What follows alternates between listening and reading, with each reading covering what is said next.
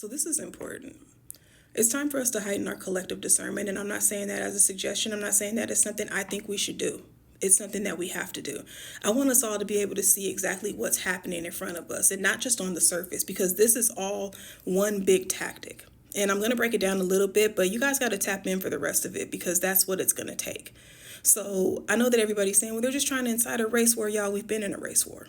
We've been in a race war. The systems at play is the race war. We've been fighting it. Now, do they want a justification for violence in the streets? Yes. And that's the part that y'all need to focus on. Because what we're seeing, this religious psychosis and contagion, it isn't just that. It isn't just that white nationalists want people to take on Christian values or anything like that. They're using them to create a pathway, a legal pathway to perversion. They're changing the narratives behind Christianity. They're changing the framework of Christianity and who Christ was. And they're basing it on this man and his beliefs, and that's terrifying. And they're doing that because they want to be able to do all of their depraved shit out loud. So why are they changing the age of marriage for younger children? Because they're pedophiles, and they want to be able to fuck on younger people, and they want to do it legally. That's a big part of it.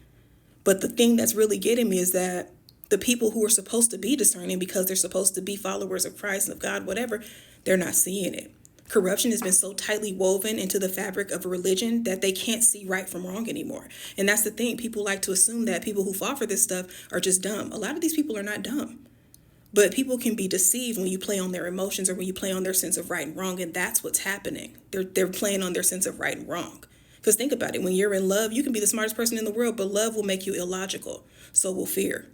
So will hate. So will indoctrination. That's what's happening. And they're using these people as pawns because they need to be able to push for legal changes to allow them to do their perversion out loud. That's literally what's happening, and Christian people are helping them. But what I've learned about Christian people, because we are in a time of reflection, and I have been reflecting, and this isn't every Christian, but what I'm learning about them at large is that a lot of them are trying to liken themselves to God, not to Christ. They think they have the right to choose who gets to live and die. They think the power of life and death is in their hands. That's not Christ-like. Christ was God in human form. He was the example you were supposed to follow. And he would oppose all of this. So for you to be complicit, and to not even be complicit, but to advocate for it, means that you are misaligned. You are the elect being fooled, and they can't see it. And they're probably not going to see it. Y'all in family, I want to say this to us because I know in a kindred way, it hurts us to see our people be that dumb. But everybody has a role to play, y'all. That's just where they're going to be. You know, you can try to educate them, but people who don't want to learn will not learn. They're going to be resistant to it. So it's better to not waste your time, because what this has shown me is that all of this is an energy grab. All of it. If they can't have our bodies, they want our attention. They need something to feed off. We have it naturally. They don't. They need a source. That's what these power systems are. All these institutions, the prison system, the education system, the way that they are made to disenfranchise us in particular, but specifically groups that aren't white, those are systems of power because they don't have natural power.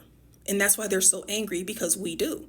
And they want it. So when we shut off the power source, what do? They turn on each other. And that takes us back to history, because why are they here in the first place? It wasn't because black people were somewhere and they wanted to run from them. It's because they were running from each other. So their true nature is showing. You're only going to see it, though, if you're paying attention. And if you have the knowledge of history to apply the right context. And we have to do that. But as far as our discernment goes, we can't be out here getting fooled, y'all. And that goes for me as well. I know that a lot of you will listen to me and you'll say in my comment section, you never miss. I like before I even hear what you have to say. And I get the compliment in that, and I appreciate it, but I'm human too.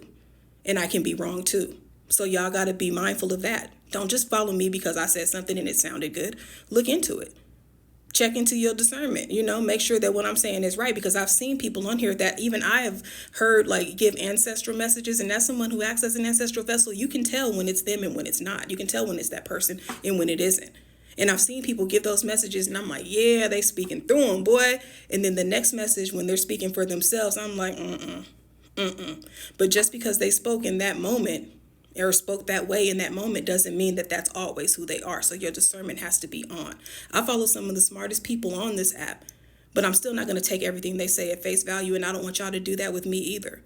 And when it comes to the stuff you're seeing in the world, ask yourself questions about why it's happening, because it's always part of a bigger problem. It's not just one little thing. It's not just that these people are just evil. These people are strategic, and that's the main thing that they've had over us this whole time. So this time of rest wasn't just for rest, it was also for observation. And I hope that you all have been observing, because the time to fight is coming. It is, y'all. And it's going to look different than what it looked like in the past. In a sense, it'll still be some of that, but it's going to be a lot different. And we can't be fearful. And I'm not somebody who walks around in fear. I'm very much a shit, what we doing type of person. It's whatever for me. But I know everybody's not like that, but that's something you have to work on. But as far as your discernment, please strengthen that. And you can teach yourself. You can watch things where somebody's a psycho and then assess their behavior and figure out certain things. Like, that helps boost your discernment. It helps you to see things differently. Like, something about his eyes is crazy. I noticed his eyes shifted to the left when he said that, whatever. I do that. And that's literally how I observe humans and why I understand human nature and why I see deeper, I think, than most people. I just don't talk a lot.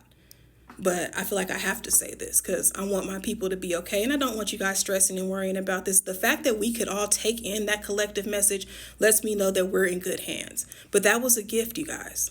Their ancestors are heightened too. So ours have to be to protect us. And we do them a disservice when we push back against their messages. So don't let anybody make you do that. But pay attention to what's happening. I love y'all.